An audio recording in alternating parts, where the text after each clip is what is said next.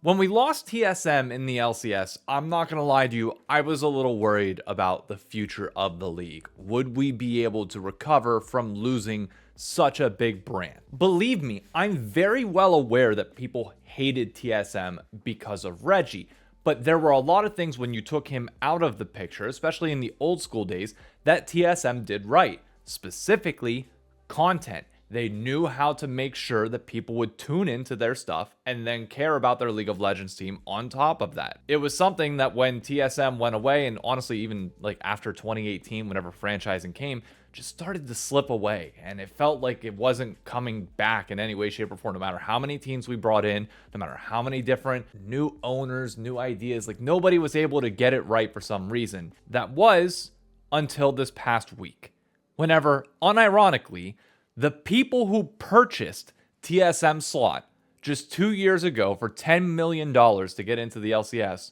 also are now basically bringing that old TSM feel back, as Shopify Rebellion has announced that Moist Critical and Ludwig are now co-owners of the organization, and dear God, is TSM vibes back. I don't say that lightly either. Like, my barometer is generally my good friend Paul, co-host of my podcast. He's been teamless since NRG left. Even whenever TSM left the LCS, like, he went to NRG because Andy Miller kind of convinced him to, but he's still been looking for like that old school TSM vibes.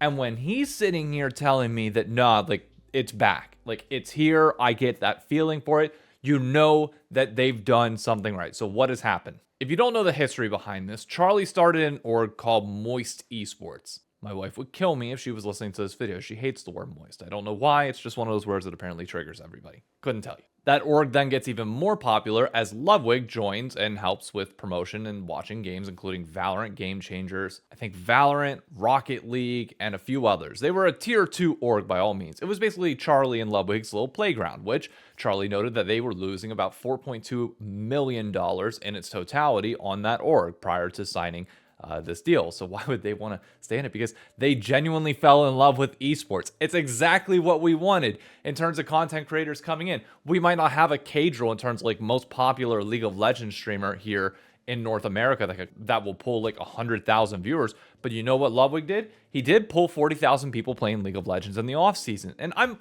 starting to wonder whether that was intentional or not. Because a few months ago, Ludwig was at the Shopify HQ. Like, I had a feeling this move was coming because why else would Ludwig be there? I mean, we knew that Shopify and them had like some ties within like the Valorant space, and like it kind of felt like if Ludwig wanted to get involved in like LoL esports and like the league side of things, it would be through Shopify, and it would be a good way for them to all merge, even if Shopify is based in Toronto. So then Ludwig starts streaming League all the time. It's like, okay, well, I don't see this just stopping here. Nobody, like anybody that has played League can sit here and tell you that you do not just go out and grind that much League and then just randomly up and quit and just leave and do nothing. There's an evolution that always happens, and it typically is you play a lot and then you find a way to get involved in the esports side so you can play less but watch more, because now you understand the game. Charlie has always played League of Legends. He's mentioned that in a few videos whenever he talked about how bad Ludwig was. And now even thinking back on that video, he was mentioning about Ludwig playing as well. So both of them like were talking about League of Legends and like soft launching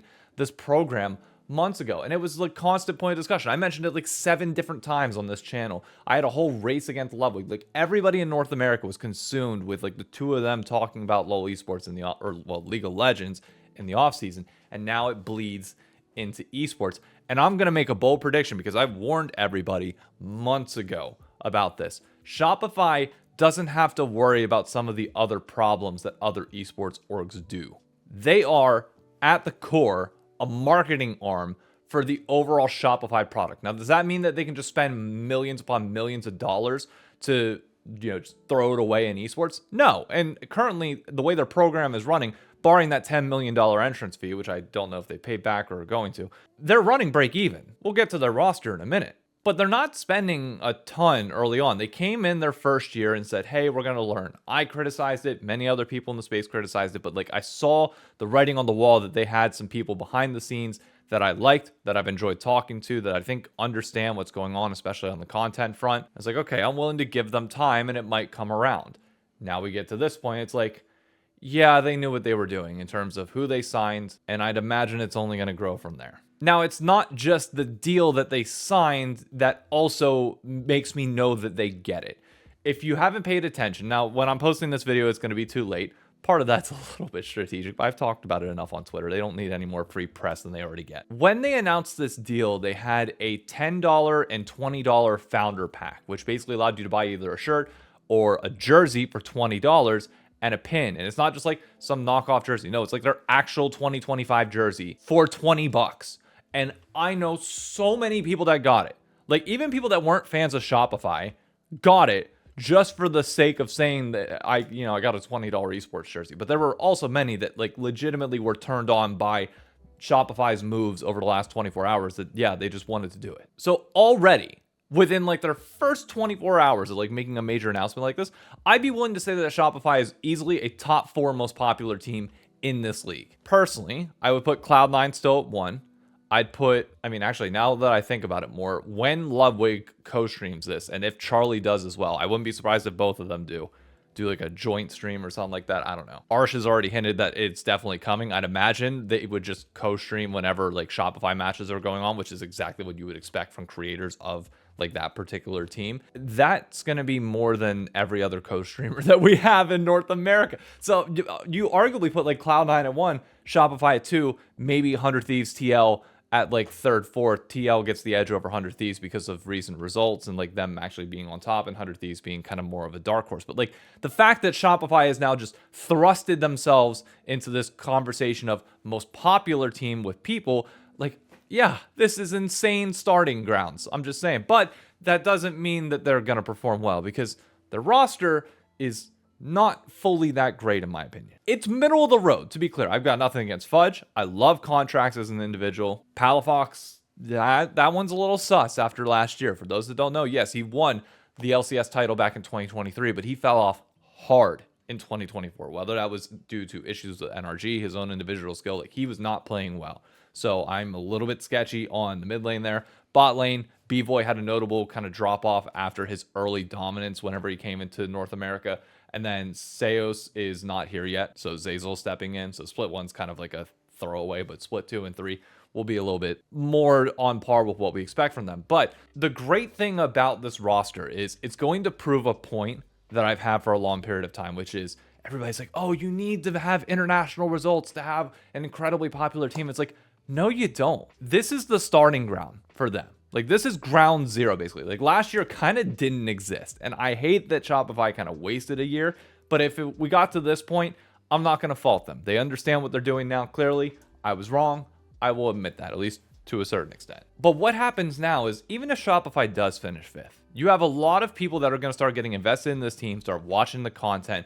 I'd imagine Ludwig is going to be able to do a lot with a player personality like Contracts or Fudge, or get them on to just, embrace them even more, kind of shine the spotlight in the same way that Mad Lions Koi fans are doing for Jojapune right now. His tweets get like 10,000 a piece because it's all Spanish fans, not just like LoL esports fans, even though they are fans of League. So Ludwig and Moist Critical fans who are getting into League and they see this amazing personality to latch onto, they probably will. But what this now does is it leads to potential recruitment later. If players are smart and they understand that they can now develop a social media following and a career by joining Shopify and not only playing well, but also being in the content, you bring back that old TSM feel where it was like TSM never really overpaid for people because they never had to. They always had the clout factor. You wanted to be on TSM because they were the most popular org in the world and it set you up for success well beyond your playing career. It got you a streaming career, a YouTube channel, and so much more.